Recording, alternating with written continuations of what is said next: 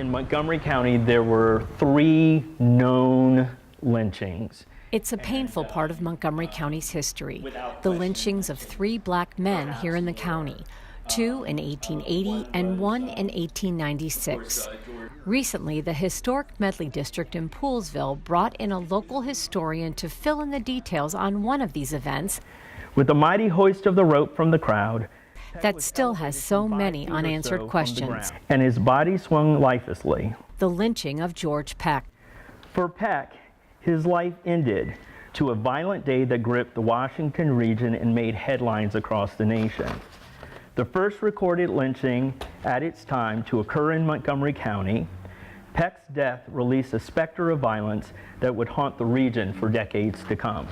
The lynching of George Peck, a local laborer, featured images of people, places, and artifacts from this chapter of Poolesville's history. A descendant of slaves himself, Cohen recounted the events of the day of the lynching up until its final moments. Choosing a field across from the Presbyterian Church with a large locust tree from which to hang their bedraggled prey. Hauling him down the street and tossing his body over a fence without ceremony, Peck now resolved to meet his maker, if such a God could possibly exist, to a spot where, quote, under the shadow of the church, end quote, as one reporter claimed. Yeah. All right, any questions? After the presentation, Cohen took questions from the audience. Yes.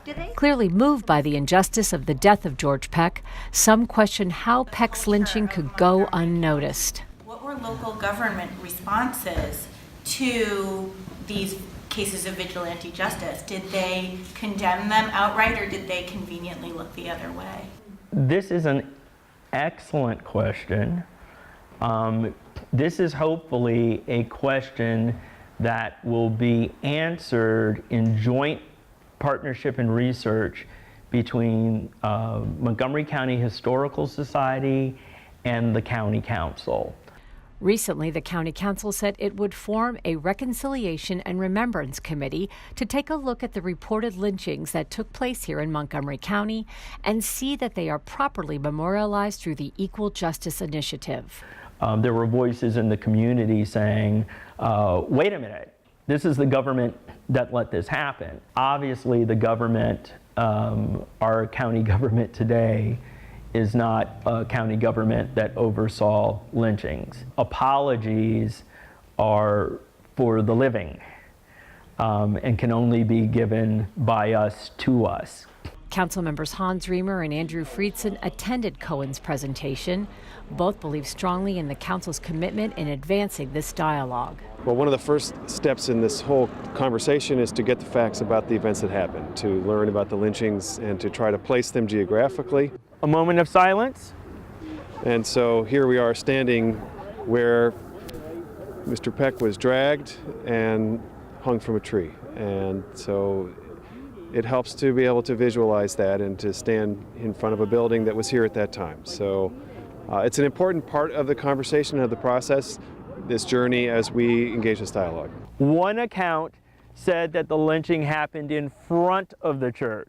Well, I think it's our responsibility. I think it's our obligation. For too long in Montgomery County and in many other places around the country, unfortunately, there was institutionalized issues that the government was on the wrong side of. Many of these issues were participating in some of the perpetrating of these historical wrongs, and I think to institutionalize the solutions and to have the government and in this case the County Council really taking a leadership role with some of my colleagues who have done incredible work here, I think sends the right message, and hopefully we can bring everybody together in order to do it.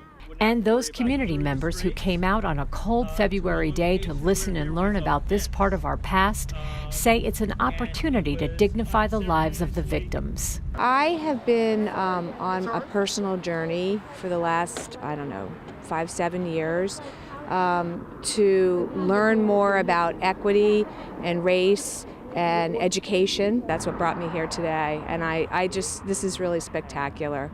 I think Montgomery County government, together with all our partners, are doing a really great job of enlightening and teaching. And That's what I am, a teacher.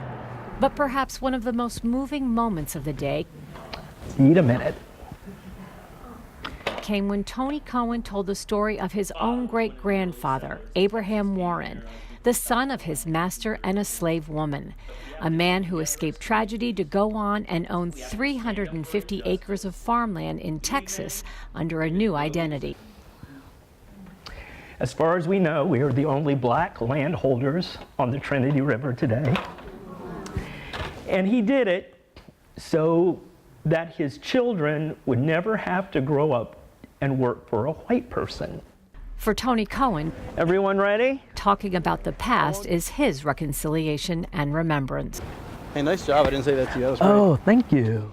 In Poolesville, I'm Susan Kenedy for County Report This Week. My pleasure.